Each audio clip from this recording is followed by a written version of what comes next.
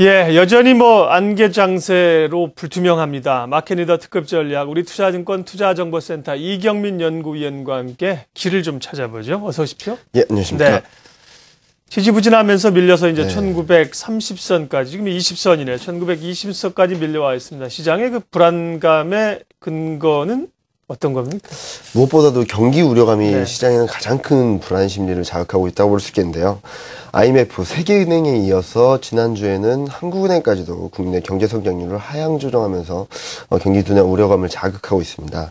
한국은행은 올해 성장률을 3%에서 2.4%로, 그리고 내년 성장률 역시 3.2%로 3.2%에 그칠 것으로 전망하면서 국내외 경기 불확실성을 더욱 자극하는 양상을 보이고 있는데요. 이를 반영하듯이 코스피는 추세선이라고 볼 수 있는 200일선까지 내려와 있는 상황이고요. 특히 글로벌 경기에 민감한 대형주, 경기 민감주들이 좀 맥을 못 추고 있는 상황이라고 볼 수 있겠습니다. 본격적인 실적 시즌에 돌입하면서도 3, 4분기에 대한 실적 불안 심리가 더 커지고 있습니다. 그림을 한번 보여드리겠는데요. 3, 4분기 실적 시즌에 돌입하면서 10월 들어서면서 3, 4분기에 대한 영업이익 하향 조정세가 더욱 가파라지는 양상을 보이고 있는데요. 그런데 여기서 문제는 글로벌 경기 둔화 우려가 짙어지면서 4, 4분기, 그러니까 앞으로의 실적 불확실성까지 굉장히 높아지고 있다는 점입니다. 단적인 예를 들어드리면은 알코아의 경우는 예상에 부합하는 3, 4분기 실적을 발표했음에도 불구하고 4, 4분기 실적에 대한 불확실성으로 주가가 급락한 바 있습니다. 이러한 가운데 12개월 포워드 PER은 굉장히 중요한 분기점으로 볼 수 있었던 마이너스 1표준 편차, 그러니까 2006년 이후 마이너스 1표준 편차 수준을 회복하지 못하고 안착하지 못하고 8.4배 수준까지 내려온 상황입니다. 다만 여기서 감안하실 부분은 최근 들어서 가파른 하향 조정세가 시장에 어느 정도 반영되어 있을 것으로 보고 있고요. 그리고 12개월 포워드 PER이 8배 초반 수준까지 다시 내려오고 있다는 점에 있어가지고는 밸류에이션 부담을 좀 덜어내고 있다는 측면에서 추가적인 급락보다는 좀 하방 경직성을 다져나가는 그런 모습을 보이지 않을까라는 기대를 하고 있습니다. 예. 자, 이제 분기점에 도달했다고 이제 말씀을 하셨는데, 기술적으로도 보면 중요한 그 이평선들이 몰려있는 지점에 와서 지금 좀 테스트를 받고 있는 거죠. 네, 맞습니다. 네, 그렇게 기술적으로 좀 봐주세요. 지난주 코스피 보면은 주간 수익률 기준으로 보면 5월 이후에 가장 큰 폭의 약세를 보였습니다. 마이너스 3%를 기록했는데요. 이러면서 주요 지지선인 1950포인트를 하향 이탈했습니다. 그림을 한번 보여드리겠는데요. 지금 보시면은 7월 말 저점 이후 형성되었던 상승 추세대를 갭으로 하향 이탈했고 장대 음봉이 발생한 상황입니다.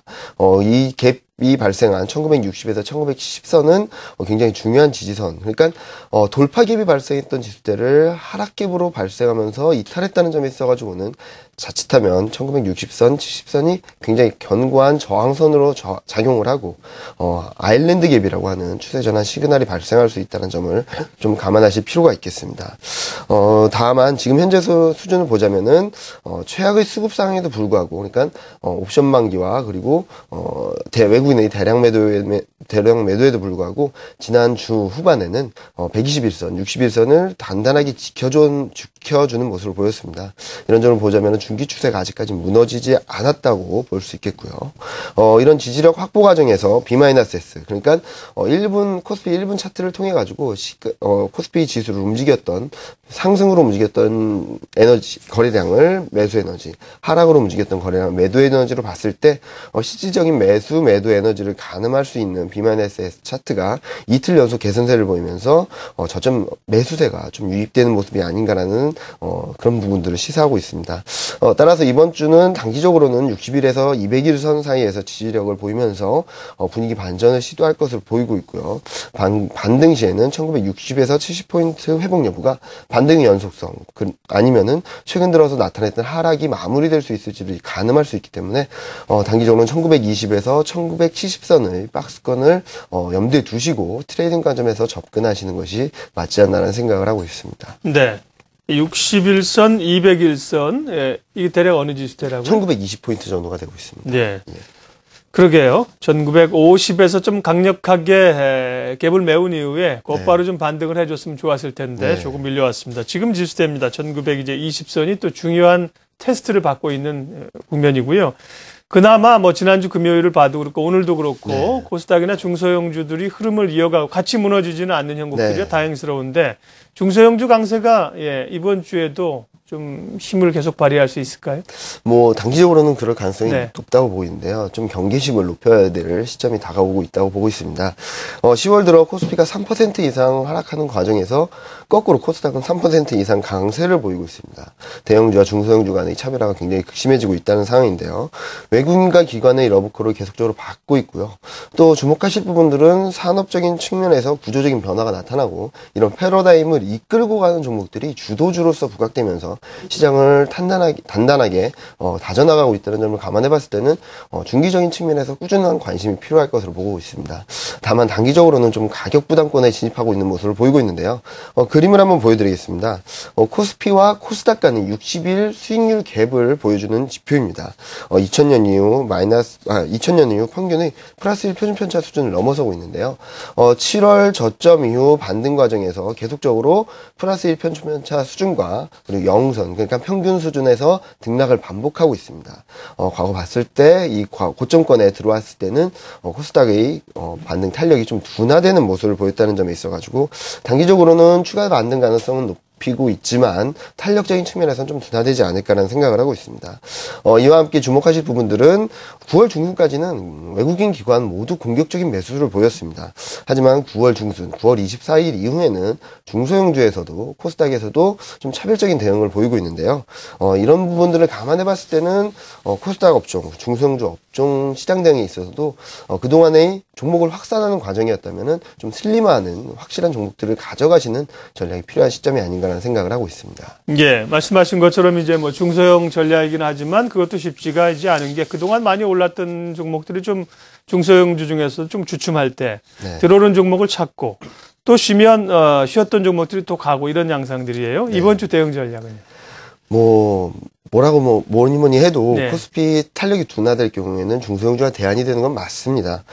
물론 중소형주가 좀 단기적인 과열권으로 진입하고 있다고 볼 수 있겠지만 좀 더 긴 안목에서 본다면은 경기에 덜 민감하면서도 개별적으로 성장 모멘텀을 확보한 종목군들 중심으로 상승 흐름이 전개되고 있다는 측면에 있어가지고 앞으로도 꾸준한 관심을 가지실 필요가 있겠습니다.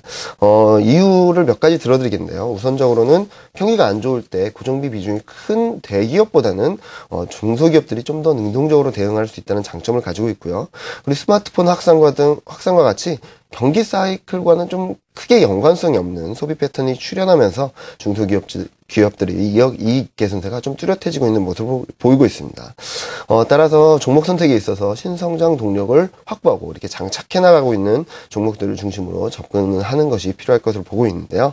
우선적으로는 꾸준히 관심을 가지실 부분은 모바일 환경 그리고 소비 패턴 변화로 신성장 동력을 확보해 나가고 있는 전자 직불 결제 서비스 그리고 모바일 게임주에 대해서는 꾸준히 관심을 가지실 필요가 있겠습니다.